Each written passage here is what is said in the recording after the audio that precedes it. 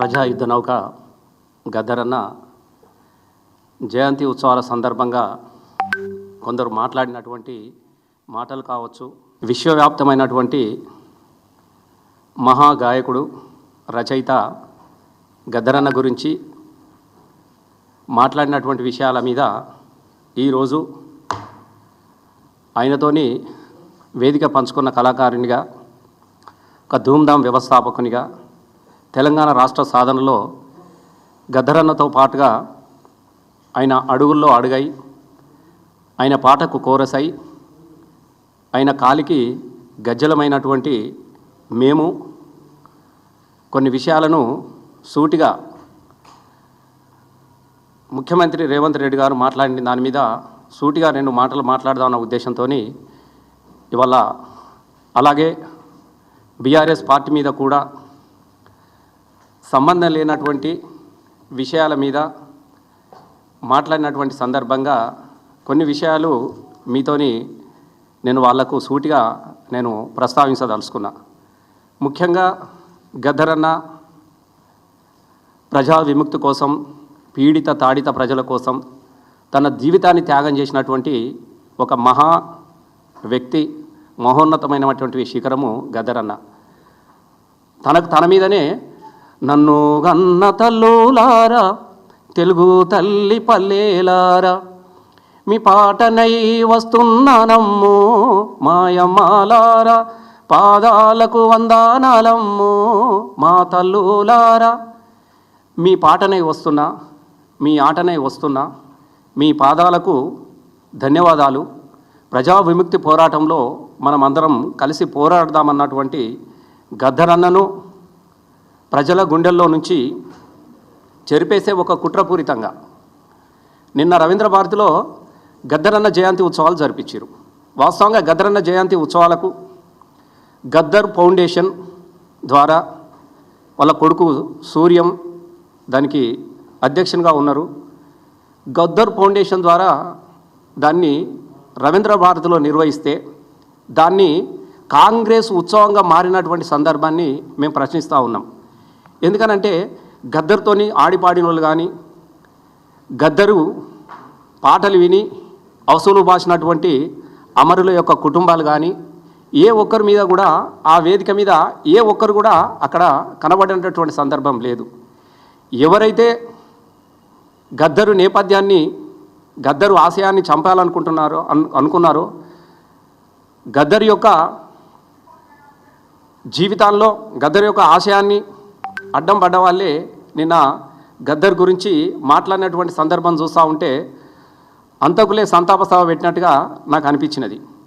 ఎందుకనంటే చాలా విషయాలు అక్కడ మాట్లాడినారు. ముఖ్యంగా గద్దరు కాంగ్రెస్ వాస్తవంగా గద్దరన్న పాటకు కులం లేదు, గద్దరన్న పాటకు మతం లేదు, గద్దరన్న ఆశయానికి అద్దులు లేవు.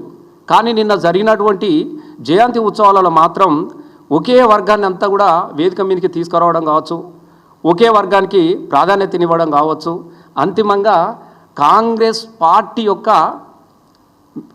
ఉత్సవంగానే అది కనబడ్డటువంటి సందర్భం కూడా మనకు కనబడ్డది.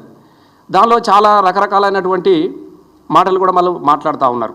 గద్దరికి ఎవరేం చేయలేదు, గద్దర్కు మేమే పేరు పెట్టినాము, గద్దర్ని మేమే బతికించుకున్నాము, మేము లేకపోతే గద్దర్ లేనే లేడు అన్నటువంటి మాటలు అక్కడ ఉన్నటువంటి ఉప ముఖ్యమంత్రి గారు కానీ, ముఖ్యమంత్రి కానీ, ఇతరులు గారు మాట్లాడినటువంటి సందర్భం చూస్తూ ఉంటే నిజంగా చాలా బాధగా అనిపించినది మాకు. ఎందుకనంటే గద్దరన్న పోరాటం అంతా ప్రజల విముక్తి పోరాటం. గద్దరన్న తెలంగాణ ఉద్యమ ప్రస్థానం మొదలుపెట్టినప్పుడు కూడా ఇవాళ అక్కడ మాట్లాడిన ఏ ఒక్కరు కూడా గద్దరన్న వేదికను పంచుకున్న వాళ్ళు కాదు, గద్దరన్నతో కలిసి నడిచిన వాళ్ళు కాదు. కానీ ఇవాళ గద్దర్కి అంతా మేమే ఉన్నామన్నట్టుగా అక్కడ మాట్లాడుతున్నటువంటి మాటలు మాకు చాలా ఇబ్బందికరంగా కూడా మాకు అనిపించినది. ఎందుకనంటే గద్దరన్నను మేము విశ్వవ్యాప్తం చేస్తూ ఉన్నాం. గద్దరన్నను విశ్వవ్యాప్తం చేయాల్సింది మీరు కాదు. గద్దరన్న పేరుకు అనంతం, గద్దరన్న పేరు తెలియనటువంటి వ్యక్తి ప్రపంచంలో ఎక్కడ కూడా లేడు.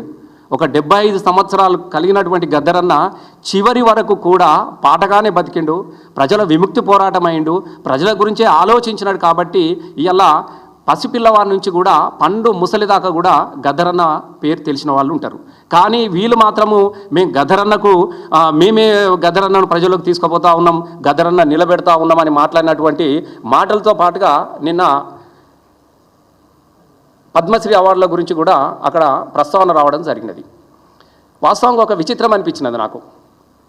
అవార్డుల గురించి గద్దరన్న ఏ ఒక్క రోజు కూడా ఆయన ఆరాట పడలేదు. అవార్డులను కావాలనుకుంటే, గద్దరన్నకు అవార్డులే కావాలనుకుంటే అసలు ప్రపంచంలో గద్దరన్నకు రాని అవార్డు అంటూ ఉంటుందా? ఏది కావాలంటే అది గద్దరన్నకు వచ్చేటియే కదా.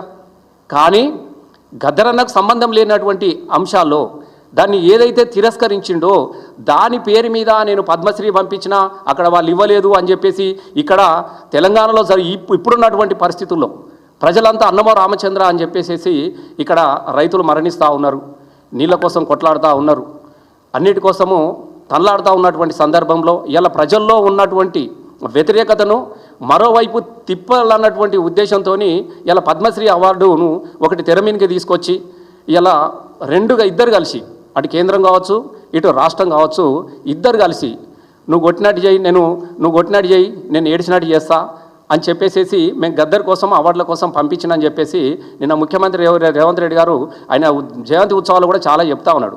వాస్తవంగా ఒక తెలియని విషయం అంటే ఒకటి ఉండాలి. నేను పాత్రికేయుల మిత్రుల ద్వారా కూడా నేను ఒకటి తెలియజేస్తా ఉన్నా. పద్మశ్రీ అవార్డును గద్దర్ అన్న నాజర్కి వచ్చినప్పుడే తిరస్కరించినాడు. గద్దర్ గారు అజ్ఞాతంలో ఉన్నప్పుడు గతంలో కాంగ్రెస్ ప్రభుత్వం గద్దర్ అన్నకు నాజర్ గారికి బుర్రకథ పితామహుడు నాజర్ గారికి పద్మశ్రీ అవార్డు ప్రకటించినప్పుడు సాక్షాత్తు గద్దర్ అన్ననే నాజర్ గారికి ఒక ఉత్తరం రాసిండు. ఇది నేను చెప్పడం కాదు.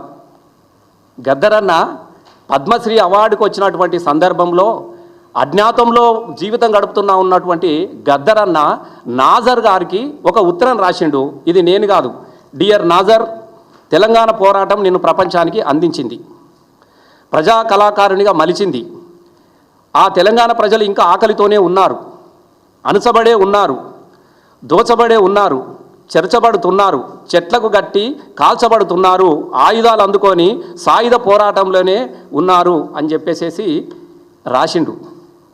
ఈ సాయుధ పోరాటంలో ఎవరున్నారు అంటే కాంగ్రెస్ ప్రభుత్వంలో ప్రజలు ఇట్లాంటి స్థితిగతులలో ఉన్నది కాబట్టి నువ్వు పద్మశ్రీ అవార్డు తీసుకోవద్దు అని చెప్పేసి స్వయంగా నాజర్ గారికి గద్దరన్న రాసినటువంటి ఉత్తరం. ఇంకా నీకు పద్మశ్రీ బిరుదు ఎందుకు ఇచ్చిందో తెలుసా?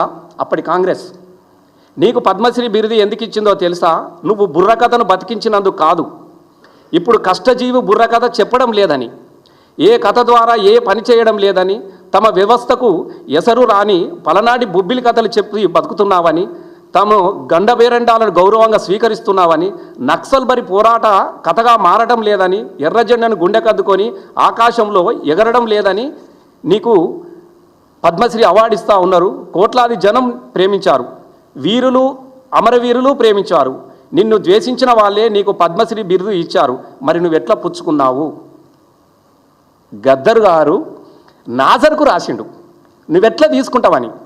నాజర్కి వస్తేనే ఎట్లా తీసుకుంటావా అని చెప్పేసి గద్దర్ అడిగితే, మరి గద్దర్ పేరు మీద నువ్వు పద్మశ్రీ అవార్డుకు నువ్వెట్లా రికమెండ్ చేసినావు రేవంత్ రెడ్డి అని మేము అడుగుతూ ఉన్నాం. అంటే నిజంగా గద్దర్ ఆశయం నీకు పరిచయం ఉంటే గద్దరు పద్మశ్రీ వ్యతిరేకించినప్పుడు నువ్వు ఎట్లా పంపుతావు అని చెప్పేసి మేము అడుగుతూ ఉన్నాం.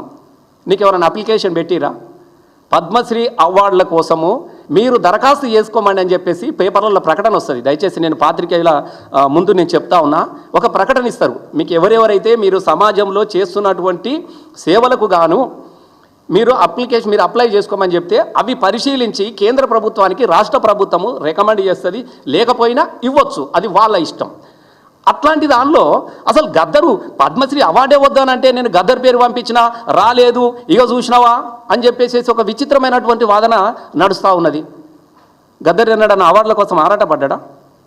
గద్దర్ ప్రజా విముక్తి కోరుకున్నాడు కదా.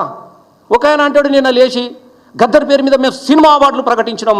సినిమా ఉన్నంత కాలం, సినిమా చరిత్ర ఉన్నంత కాలం మొత్తం సినిమా పరిశ్రమలో వాళ్ళ కళ్ళల్లో కలకల ఆనందం మెరవాలన్నట.